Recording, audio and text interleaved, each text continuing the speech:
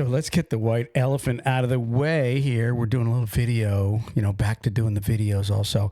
But I've got this mark on my face, a alleged spider bite. What did you think about that? What did I think about it? Yeah. I mean, what's funny is I had read about a trucker one time in Louisiana.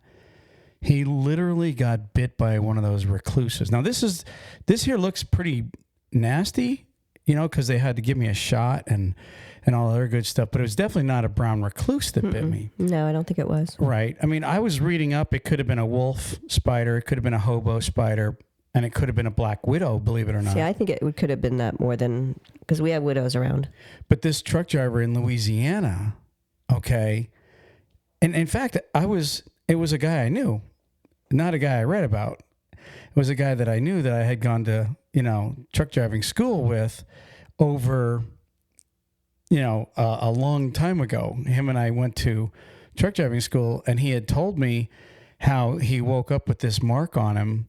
And then, within a day, it was like a hole formed, and it was really, really nasty stuff. And so, it's just one of the other dangers of being a truck driver. You got weather, four-wheelers, DOT, being gone, all this stuff, right? Craziest. And then there's a spider that, I know many people do and do not read the Bible, but there's in the Proverbs, it actually talks about how spiders are even found in kings' castles, Yeah. So spiders get in anywhere they want to, and you don't even know they're there. And I guess if one gets in your cot in your bunk and you roll on it, they say when you get bit. Yeah, when you disturb them. Right. They don't just attack you.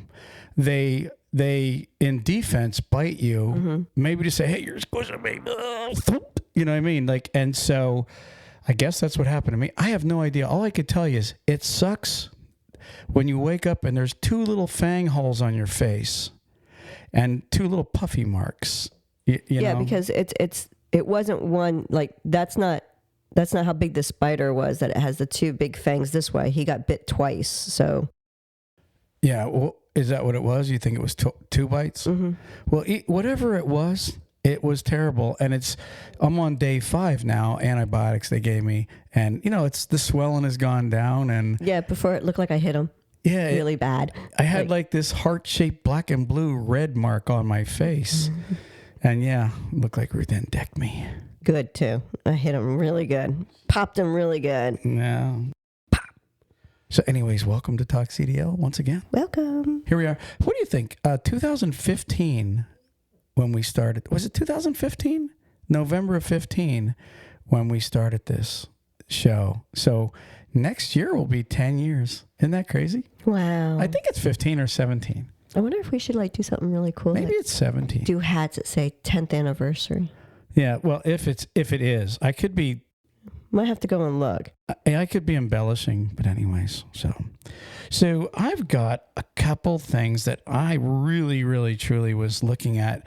And, something that I seen an article, and so I started looking things up on the internet, obviously, on this one topic that a lot of people don't really talk about, and that topic is snow removal on your truck.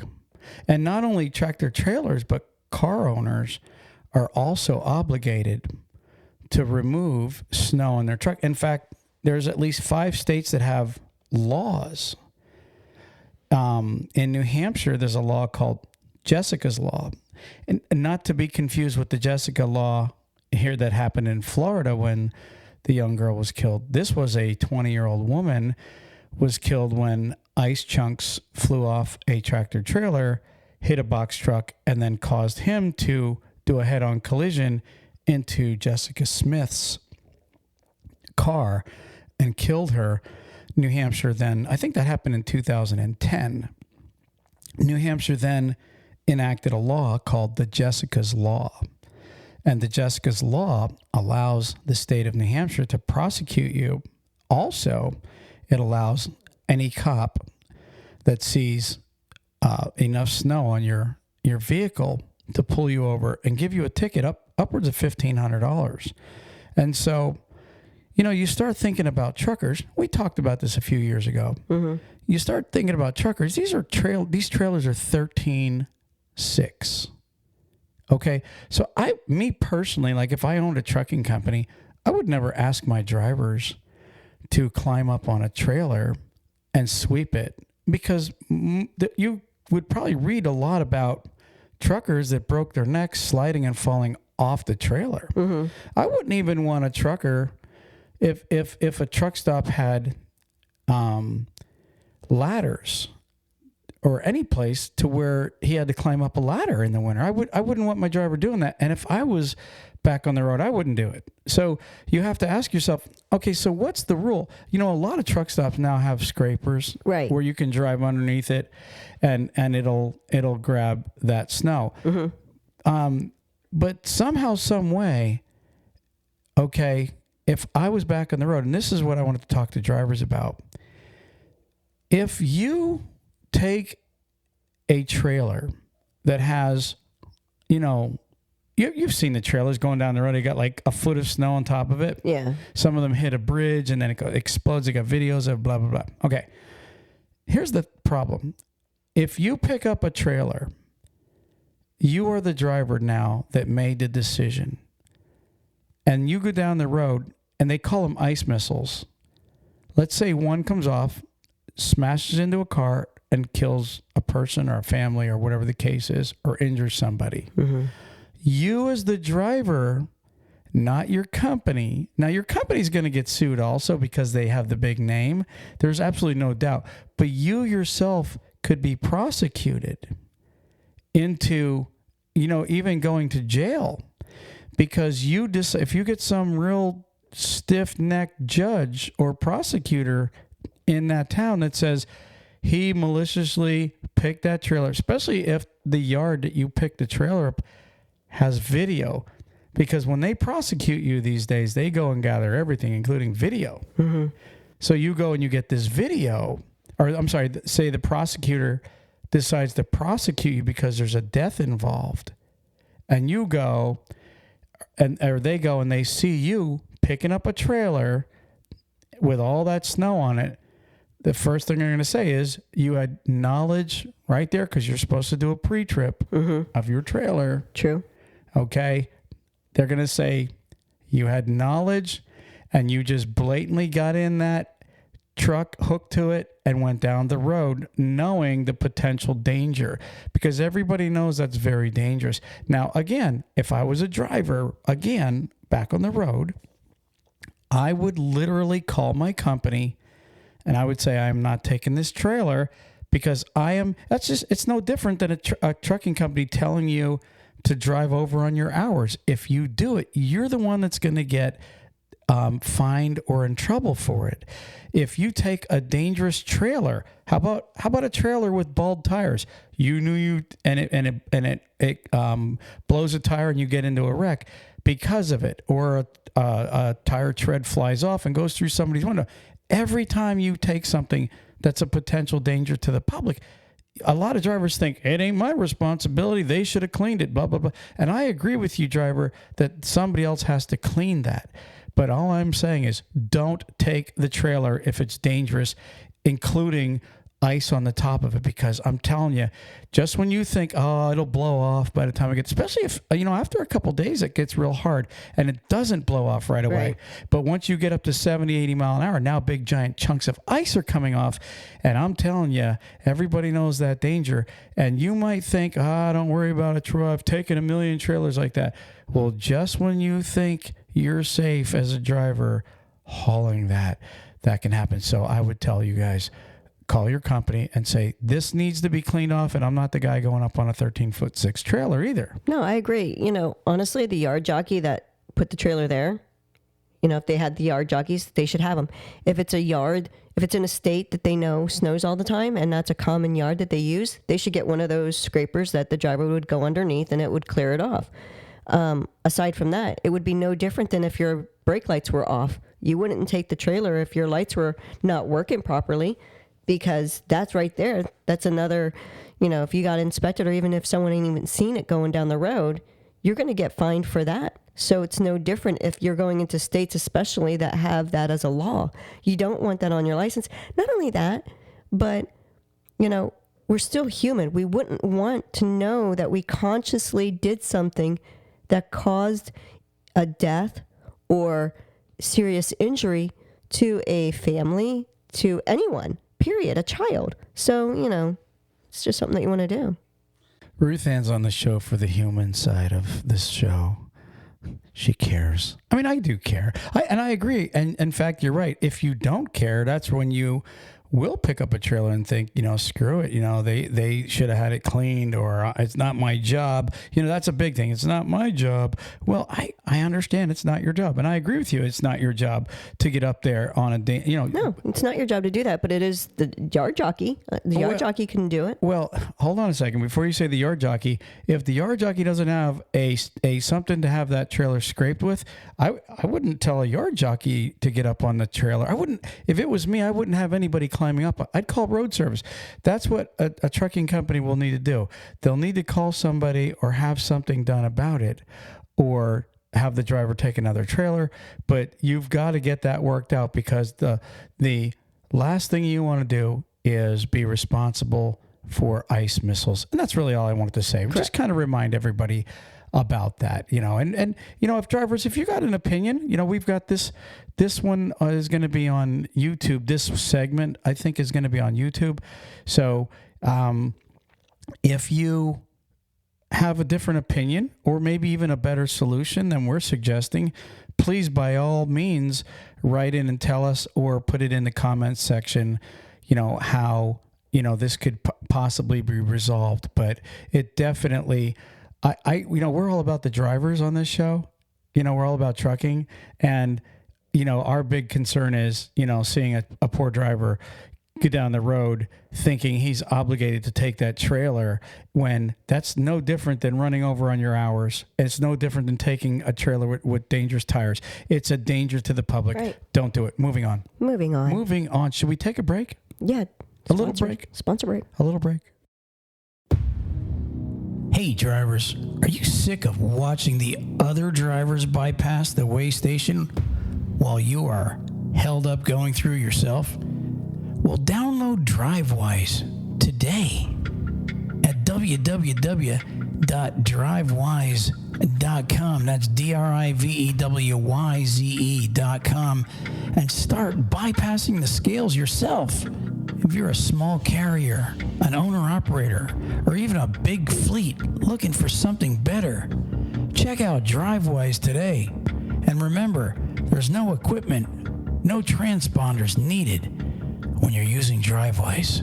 Check them out for a free download at www.drivewyze.com.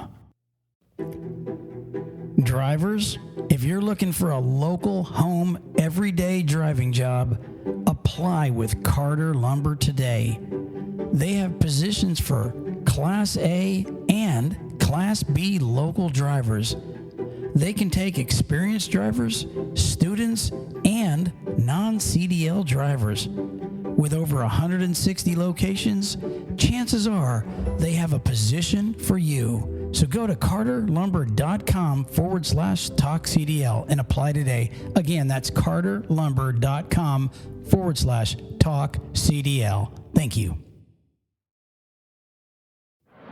Truck Parking Club is a network of instantly reservable daily and monthly truck parking locations throughout the U.S. Truck Parking Club helps connect truckers to truck parking locations throughout the U.S. via truckparkingclub.com. Our networks is made up of property owners that have locations adequate for truck parking to list on the platform. This includes trucking companies, storage companies, CDL schools, trailer leasing companies, real estate investors, truck parking operators, and more. Go to truckparkingclub.com today. If you're a driver looking for a new trucking job, check out NCI. NCI offers the following: new Kenworth T680s, competitive wages, solo, team, and students welcome, plus a full benefit package for you and your family. Check them out today at 888-311-7076. That's 888-7076. And tell them Talk CDL sent you. All right, so I was reading about this couple in trucking. I'm guessing boyfriend, girlfriend. Okay. Right, one's a dispatcher, one's a driver. Scam. And now listen to me. I want to tell you, this is the truth. I think we actually talked about this before. I don't know if it was the same company because the incident happened a couple of years ago, but they were just prosecuted. Mm-hmm. Okay. Just kind of, I'm going to just go ahead and read this a little bit about it. But the entire gist of this scam was basically the dispatcher was assigning an EFS check. It's like a comm data thing, you know, to her pal that was a driver. And then, you know, of course, he would cash it and then, I guess, give her her cut. So it says judge orders. Now, this is a dispatcher and a truck driver. They were ordered to pay $112,000 in restitution. Federal judge has sentenced a Las Vegas man to supervised release and 6 months house arrest for his role in embezzlement scheme to defraud a trucking company where he worked out more than $112,000. So they got over $112,000 out of writing out EFS checks. That's a lot of checks they got away.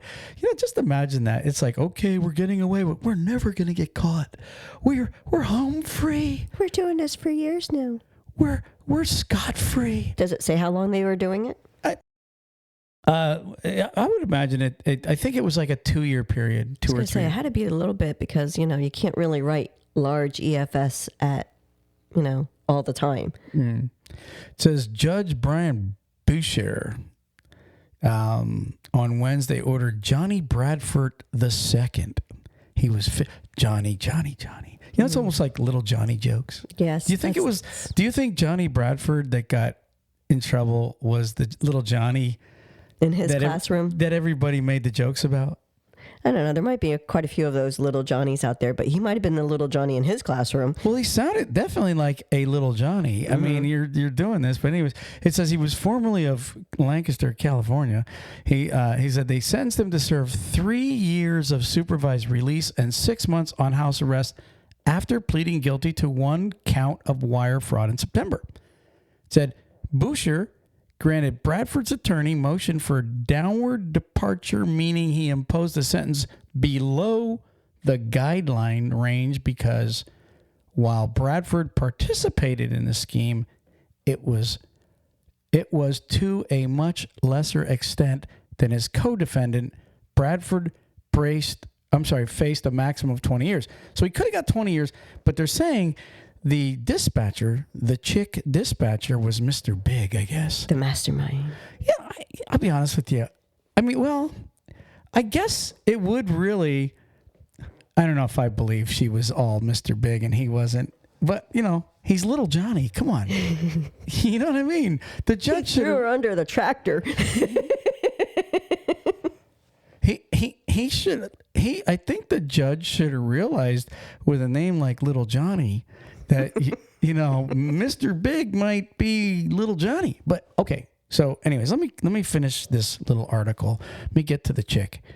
It says, he had previously sentenced his co-defendant, who must pay over $112,000 in restitution. According to court documents, Bradford drove for a refrigerated division of Roadrunner from 2017 to 2018 in Sarpy County, Nebraska. This was a division of them. Mm-hmm. It said at the time Roadrunner used EFS. It's a wire transfer and issued cash advances. Basically, that's what they use it for. Besides, paying their fuel. It mm-hmm. said federal prosecutors alleged that Bradford teamed up with another employee, Amy Shepard, who's 44, of Wichita, Kansas, to carry out the elaborate scheme. Shepard worked for Nebraska-based Roadrunner Temperature Control from 2016 to 2019 as a customer service manager, a driver business leader manager, and finally a dispatch lead manager. The pair were indicted by federal grand jury January of 22.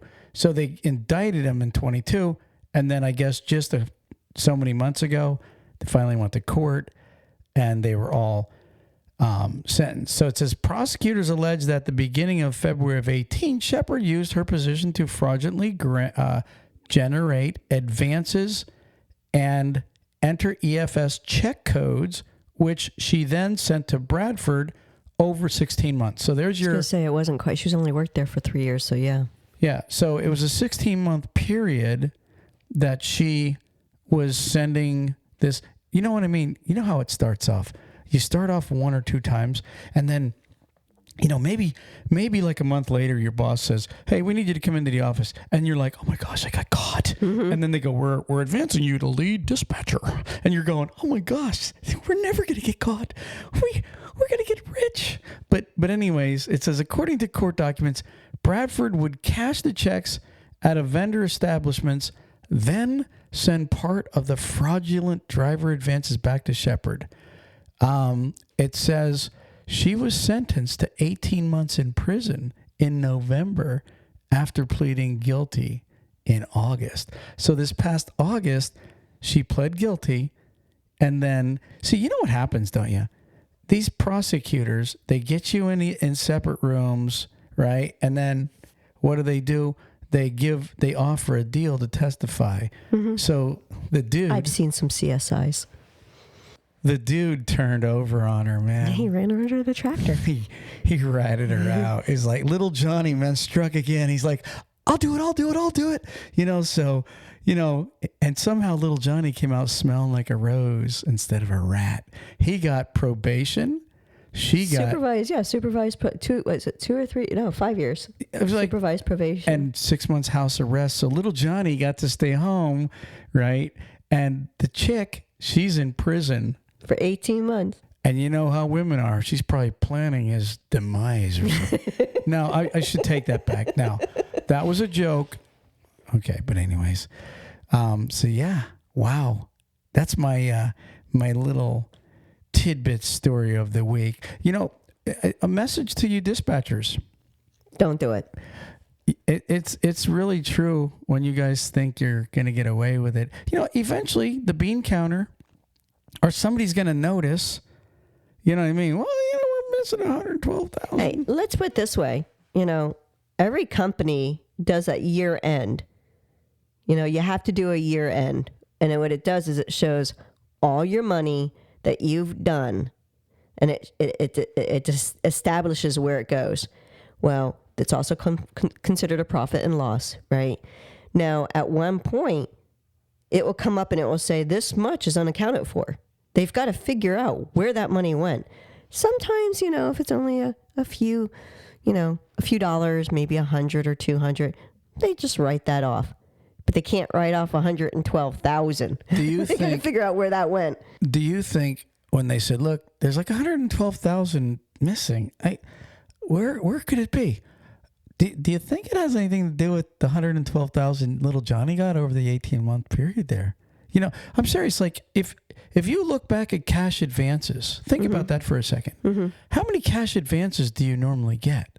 You know what I mean? When I was driving, I would take like a cash advance here and there. Yeah, 20, 50, and nothing much. I think some drivers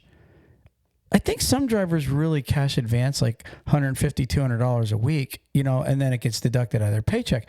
Let's say only, there's only 52 weeks in a year. So even if they did 100. Right. I'm just going to see what 200 times 52 weeks is. $10,000, $10,400.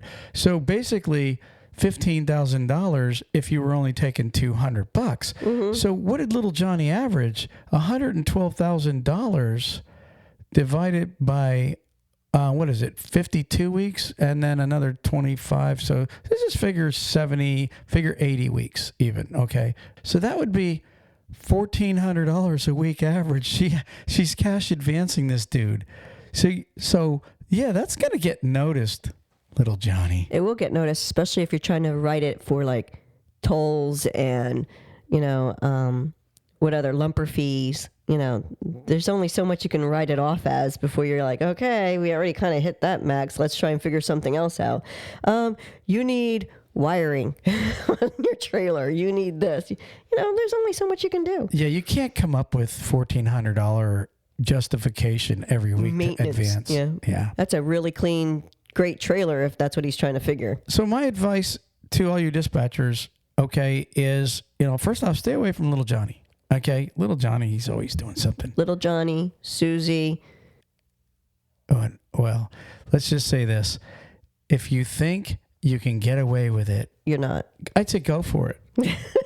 Because it makes great stories when they get caught. I knew you were going to say that. Well, I'm just saying, if they go for it, if one's right now going, oh my gosh, maybe they've been doing it for a while and they think they're getting away with it, right? I say keep going, because once you get caught, then we put it on the podcast, story, right? And then we get our ratings go up and all our good stuff. So anyways, moving on. Did you have something you wanted to? I do. You have a scenario. I do. What's the scenario? So I like those scenarios. This is going to be is who's at fault type of scenario? Preventable or not. So preventable accident scenario, or is it non-preventable? And I'm sure it's a story involving a trucker. Yes. Of course. Of course. Now, is also the reason for this scenario is because lately there's been a lot of snow, a lot of weather with the winter. Right. So this is coming up stating, okay, so now that we have all this weather going on, if something happens like this, would it be considered preventable or not? Let's hear this. Let's hear the scenario. Okay. The scenario is you have Doe. John Doe. Oh, Johnny. Johnny Doe. Johnny Doe. Johnny Doe. Wait. If it's preventable, it's definitely Johnny Doe. Johnny Doe. Not to be mistaken with the Johnny we just talked about. This is another Johnny. Different Johnny. Yeah. There's always a Johnny. Well, this one's the last name Doe. Yes. Okay. So Johnny Doe. Okay. So he was driving down the road. It's snowy. He's going 45, right? He decides to go up a hill and he's cresting the hill at 45. Can I ask a question? Sure. What's the speed limit? It doesn't state what the actual speed limit is on it. Okay. So he's doing 45. He's on a snowy road. He's going up a hill. He's just about to the crest, and he starts skidding on the snow and takes his driver's side and hits it into the metal median that's in the middle of the road. Damages his whole driver's side fender. Okay, so he's going up over the hill, goes into a slide, slides into the median, and hits the metal guardrails that are in the center. Okay. That's it? That's pretty much it. I mean, he damages up the fender. He's driving in the snow. He's doing what he believes is under the speed limit at a safe point. Damages it. He gets hit with the preventable and a written letter from the company as a warning, a written warning. Now, driver Johnny, does not feel as though he should be liable for it as being a preventable because it's snowy weather. He was going below the speed limit, what he felt was acceptable. What do you think? I would most likely need to know what the speed limit of the road he was on. Like, for example, was it a 45 mile an hour zone?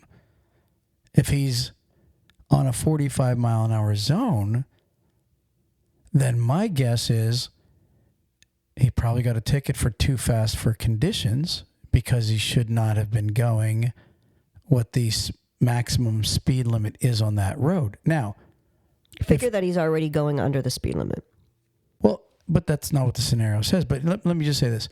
Let's say he was on an interstate and he's under the speed limit, like you just said. Highway. highway, whatever. So let's say he's on a 70 mile an hour highway, or let's say he's on a 60 mile an hour highway.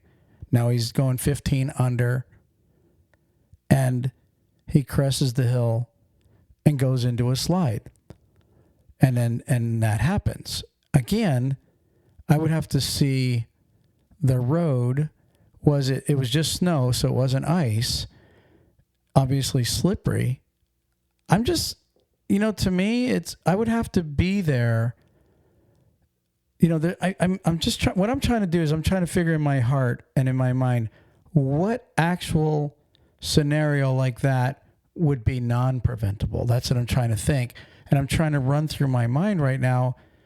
Because there was no indication of any car or anything like that. He didn't swerve. He just lost control because of the slippery road and slid into the media. It's kind of an odd. I don't even see.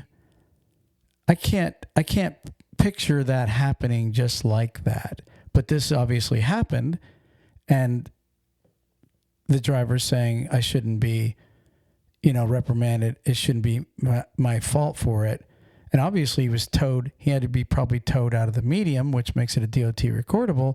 So he's got, obviously a really, really bad mark against him as a truck driver, because a preventable DOT recordable normally will prevent you from getting a really good job for the next 3 years, because of insurance and all other good stuff. So I'm not sure. What's your thoughts on that? What are you thinking?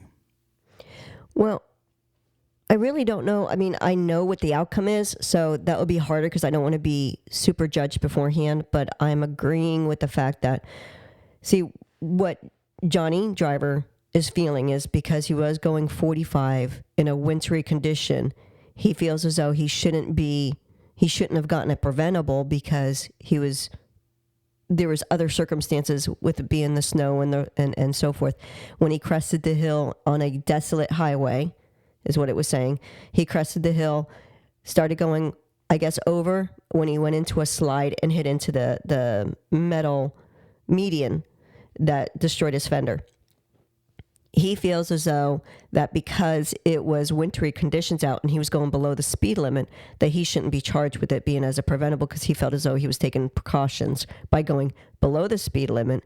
And I guess he felt he was going slow enough that he feels as though that should have had a different outcome in the judgment. Unfortunately, if it is bad winter conditions out, and this is at night. I forgot to mention that. So it is at night. So we already know that when it's at night and it's winter rain or winter snowing and stuff, you have higher chances of it being slick. We always say that if it's bad weather out, you shouldn't be driving, period. And most companies do that. If it's really bad weather, don't go out in it. We don't want to get damaged, right?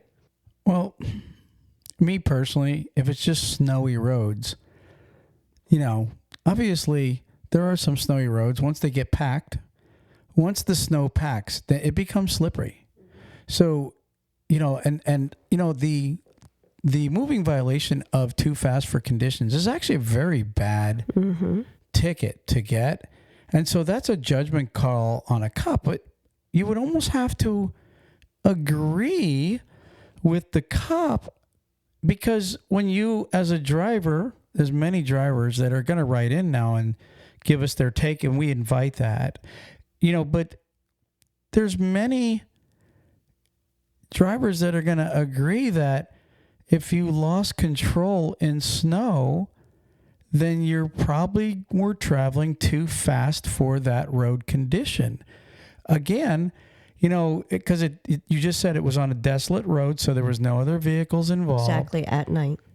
Right? I would say, I personally think he was driving too fast for conditions. I in my opinion, you didn't say if the crest had a curve on it or anything like that, but if you're going and you're under the speed limit, then maybe you weren't going slow enough. Maybe you needed to slow down even more. And you should be able to test the road a little bit. You should know, a driver knows when he's going down the road in snow, he knows, hey, this is a little slick. I feel it. When your steer tires aren't letting you steer. Right. You know that. And so there needs to be an adjustment. I've personally been, like, I used to run across the snow belt every week. I used to run Chicago to PA and do LTL. And there's been times where myself and a couple drivers, we're going and we're under the speed limit because of the road conditions. And we know, hey, this is where we need to be. And then all of a sudden another driver comes blowing by us, passing everybody like he's just super trucker. And I'll tell you what, I've seen plenty of times where we got up ahead and the guy was in the ditch. Right. I remember some of them. You knew it was like, dude, just because you haven't, your vehicle hasn't kicked out on you driving faster than the See, the one thing about snow driving, if there are vehicles around, everybody really needs to sort of run the same speed limit. Now, every now and then you're going to get that one goofball that's driving way under. He's a hazard too. The guy that's going like 5 miles an hour on a road, he should be doing 30 miles an hour. But at the same time, the guy that's blowing by everybody because he feels he's safe to drive that way, I'm telling you, he's a hazard. Well, yeah. I mean, you just said about the one driver that's going slower. Well, if you have super speeder, where he's sitting there going really good down the road, even though it's barely able to see, because you know how whiteouts were coming up on when you go across that road. Right. So he's driving, blowing past everybody.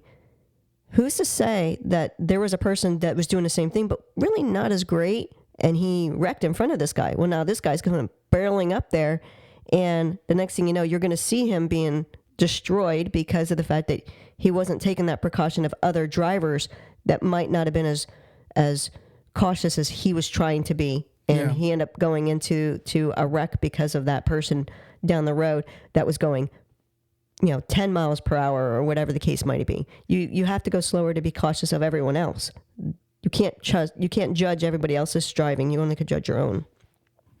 Okay, so this is definitely going to open up a can of worms, and I like that. We're definitely going to get messages, emails, Troy at TalkCDL, Ruth Ann at TalkCDL.com. Either one, you could write to either one of us, or just go on one of our TalkCDL Facebook page or wherever you want to contact us at, and write in and let us know what your thoughts are on this scenario. It's like, that's a really interesting scenario that you posed, and I do know that because I've worked in safety at one or two companies in the past, and I do know that there are drivers, that no matter how much it points to them at being fault, they're going to say, "Oh, it wasn't my fault." Well, you know what? There's also times you got to own up. You know what I mean? I had an incident in Allentown that I didn't want to own up to when I backed into a cop, but that was stupid of me. It was in snow. You couldn't see behind me, blah, blah, blah. But anyways, still was my fault. I should have got out and went back there, but I didn't. So all I'm saying is write in, let us know, and we definitely appreciate your comments or comment on one of our social medias. All right, so moving on. We have the Florida Truck Show, which is in Fort Lauderdale. What is it, 1749 is our booth number? I think it's 1729. 1729. And so we'll be there in February, I think the 24th and 25th. Is that what it is? Or am I wrong about the date on it? I think it is. No, I think it's the 24th and 25th of February. What's our booth number in Louisville? The booth number in Louisville is 66105. 66105. Mm-hmm. Okay, yeah, find us. We will be there, Lord willing. And it's the truck show in Louisville is from March 21st to the 23rd. Oh, okay. So moving on, do you have the word of the day or do you have anything else? I have one more article I wanted to kind of get some opinions on. And that was where Kodiak Robotics is now putting the first driverless tractor out on the road in Texas. It's from Dallas to Houston they're going to run. And they said, oh, well, we've driven cross country and we did like over 2 million miles or something like that. They've already done with a safety driver in the cab. And now they feel that they don't have to worry about it being a person in the cab now. They're going to just do it in Texas, going from Dallas to Houston and drive. They have 2.5 million miles that they successfully demonstrated that the truck is fine. Well, what I want to point out is this is the 6th generation tractor. So it took them 6 times to keep redoing this tractor to get it safely to drive driverless. And they've had, at that time, 2.5 million miles that they've had to drive to try and get it safely driving by itself.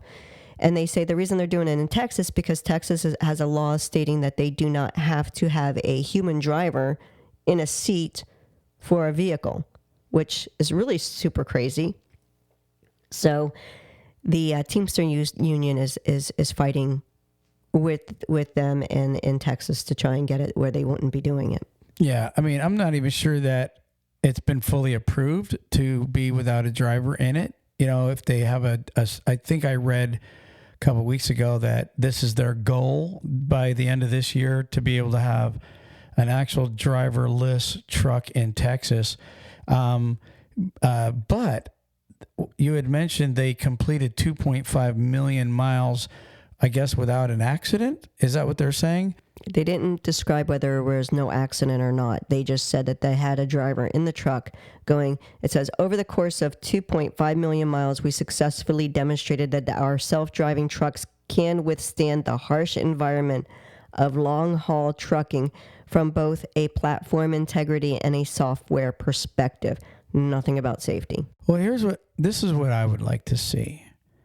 If I could just see a time lapse of those 2.5 million miles, I would like to see how many times, because this was not done without a driver in the truck.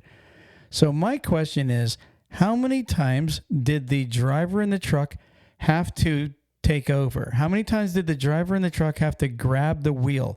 How many times in the truck did the driver have to hit the brakes?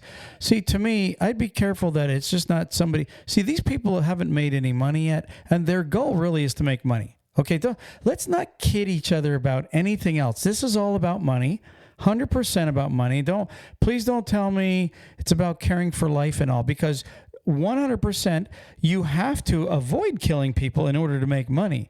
So it's really the money care is there way over anything else, because if they cared about humans, they wouldn't be trying to take human jobs. That's why the Teamsters fighting it. Okay, so my whole thing is I would like to see how many times in the 2.5 million miles did the driver have to grab the wheel because the autonomous truck was making a mistake, you know what I mean, abort, whatever the case is, right?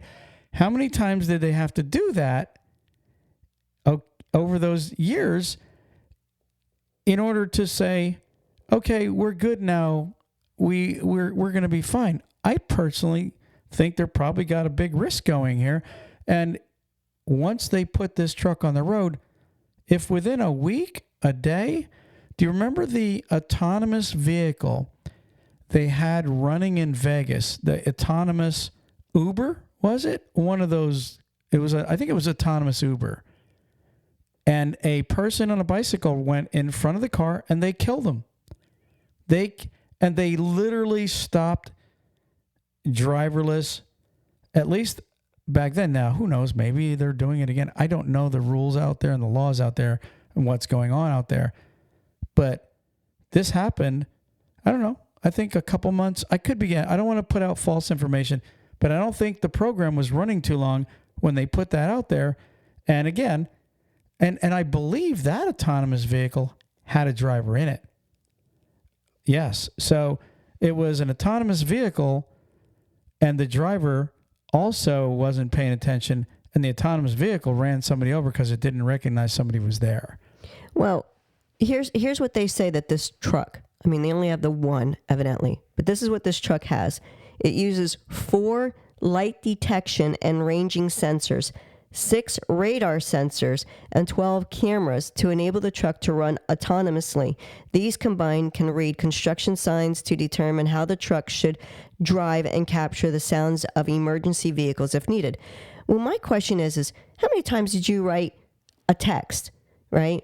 And auto-corrected it right when you were about to hit send, and now you look stupid because it said something that you weren't really trying to say and added something in there. So you're saying the autonomous vehicle can correct it in an incorrect way? That's what I'm thinking. Yeah. I mean, think about it. If it's got all those lights and cameras and all this different stuff that it's going to be using, and radar sensors and all this stuff, nothing is perfect when it comes to these things, right? Right. So if a siren's going off, emergency vehicle's going off, or something to that effect, and a train whistle all at the same time, what do you think that tractor's going to figure out? How's it going to come up and saying, oh, it's got a train whistle here, I have a fire truck here, and I have an ambulance and a cop, and I've got all this going on, and then my light just turned green? Yeah, I'm more worried about the jobs that this potentially can take away from humans. I agree. More than I am, and this might sound cold, I'm more worried about the jobs than I am an accident. Because, trucks get in accidents all the time. Humans get in accidents and they take out humans, In fact, there's how many truck drivers in a year run up into traffic that are texting and driving, and then one just happened. School buses, everything, yeah. One just happened the other day. And so I'm more worried about the jobs. I'm dead serious. I love people, and I don't want to see people hurt or killed. But the impact on this potentially taking 1 million jobs real fast. Because what people don't, I seen a driver the other day, right? Never going to happen in my lifetime. Listen, all you got to do is get one on the road, and one becomes 2, and 2 become 1,000, and 1,000 become 1 million. Mm-hmm. And that is so true. Like, you don't realize how fast it can come down the road. And I'm going to tell you something else, what it'll do. I believe it'll drive driver wages down, because now you've got an autonomous truck that can do the work. And once you get enough of them in there, what are you going to pay a trucker? What are you going to pay a trucker that because it's going to be less jobs available. And when less jobs are available, like anything else, supply and demand, when there's less jobs, there's less pay. You look at the wages have gone down in the last year or two, because when COVID was going on, there was such a demand for drivers that the wages were so high and they were making lots of money. You look at it now and think about it. Just be realistic and think logically. If, let's just say right now you have 3 million trucking jobs in the United States. I think that's the number, okay? That includes like everything, not just over-the-road truckers, but it's also box trucks, everything, right? Mm-hmm. Or no, maybe not box, but at least day cabs, everything, right? So let's say you have 3 million truckers in the United States, right? Trucking jobs. And it could be more. I'm not even sure. But let's say you have that number. But let's say over the next 5 to 10 years, you introduce even 500,000. They say that the trucking industry is short 50 to 100,000 drivers. That's what they estimate. If you just put 100,000 autonomous trucks into the industry, now you don't have companies begging for drivers. And now you don't have drivers that can negotiate for higher wages, because everybody's going to be like, look, all I got to do is buy an autonomous truck. I don't even need you. And therefore, it drives their wages down. I'm telling you, this is not good in any way. The only thing it's good for is the billionaire, the guy that wants his freight delivered, and the guy that's going to get rich off of it. I'm telling you, this is not good. If I don't know the future.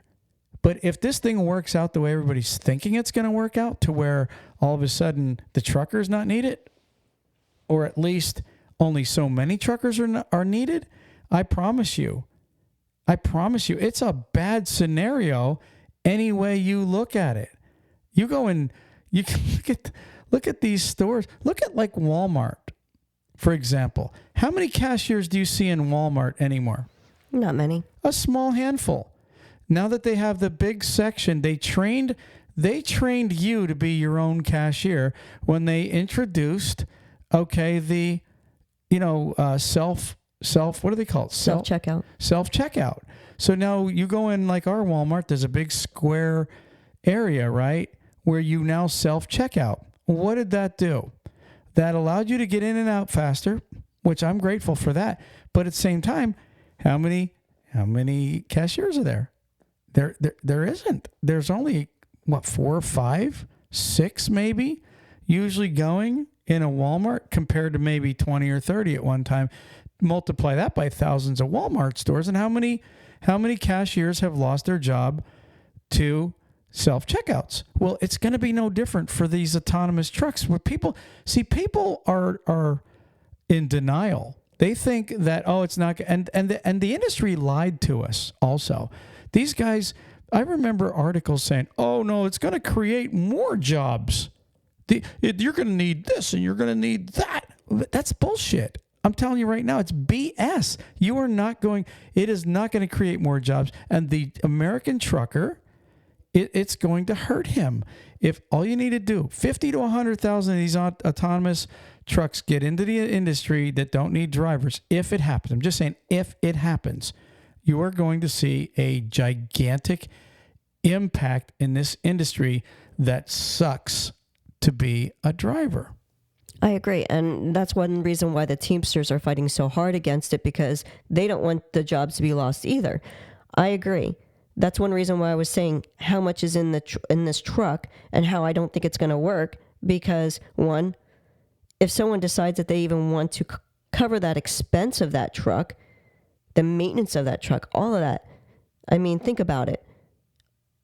Having a human be driving your tractor is just going to be more smarter to me. Well, here's the other thing. I don't want to see a driver lose his job. Here's the other thing. The Swifts, the JB Hunts, the US Expresses, Knight, all the big giant companies, it's going to be to their advantage more because of the cost of these autonomous trucks.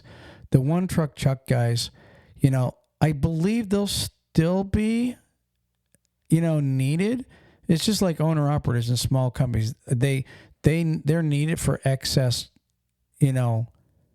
freight. But the problem that poses is the reason the JB Hunts and everybody don't own all the freight is because they couldn't hire all the truckers in the industry. But they sure can buy more autonomous trucks and be grabbing more and more and more and more freight. You know what I hope happens? I swear to you, I hope this happens. You want to know what? I pray that this happens to the big giant trucking companies. Are you ready for my scenario? I hope that your big automakers like Chevy, Ford, and Dodge, I hope your big cereal producers, like what's the big cereal maker? General Mills. General Mills. I hope General Mills. I hope that Nestle's and all the gigantic manufacturers realize that getting their own autonomous trucks and eliminating the big greedy trucking companies, I hope they realize it. And then all your big companies like the JB Hunts that thought they were going to replace the trucker, they get replaced by autonomous trucks themselves. Because I believe that if you got to think about this, if I'm JB Hunt or I'm Swift, right? Think about this for a second. I'm a big trucking company and I can afford to spend money to haul your freight. That means all those manufacturers, it should cost them even less to get their own autonomous trucks. Yeah, they just cut out the middle guy. And then hire one of these logistics managers from a JB Hunt or a US Express to run their new autonomous fleet and save even millions and millions of dollars. So for all you people that are jacking the trucker, okay, for every one of you big giant trucking companies, I really believe that the manufacturer is going to realize they don't even need you anymore. So you made your own bed, and now guess what? Your bed's about to burn. Okay, because I believe that's the case. Really, I do. There could also be another situation where these big companies like General Mills and stuff realize that if they take away the income from so many of these drivers, that how are the drivers going to be buying their products? I mean, think about it. I mean, there's so many people now that It's only 3 million truckers. There's 350 million humans in the United States. that are already having it hard as it is. I'm just saying, they don't care about the worker. None of them do. I don't think the manufacturers care about the worker, and I sure don't think that the trucking companies care about the worker. I think they care more about their money. I guarantee it. Oh, you know they care more about their money. They don't care about much, but I was just saying it would be nice if you prayed, I was praying that. So Yeah, well, I don't think that's going to happen, but it's a nice thought, that somebody would start thinking about the actual worker, but most people are thinking about their bottom dollar. So anyways, I would like someone to write in and give us their opinion about this. Scenario after scenario, though it's going to happen, but I think it's going to backfire on the big trucking company that goes autonomous, because I believe they're once their contracts run out for hauling direct freight, I believe there's nothing stopping manufacturers from getting their own. You look at there are some actual manufacturers that have their own freight. They produce their own freight and they haul their own freight. Okay. There is nothing stopping the big manufacturers at this point, once autonomous vehicles come out, from cutting out the trucking company. oh yeah, look at Walmart. Walmart has their own fleet now. Yeah, but Walmart's so big, they need others. But guess what? I'm just Walmart saying. could afford. They could afford more. Walmart's a great example, Ruth Ann. Walmart they have trucks, but they don't have enough drivers that could cover every little thing, right? But the thing about it is, like, say, for example, Coca-Cola, right?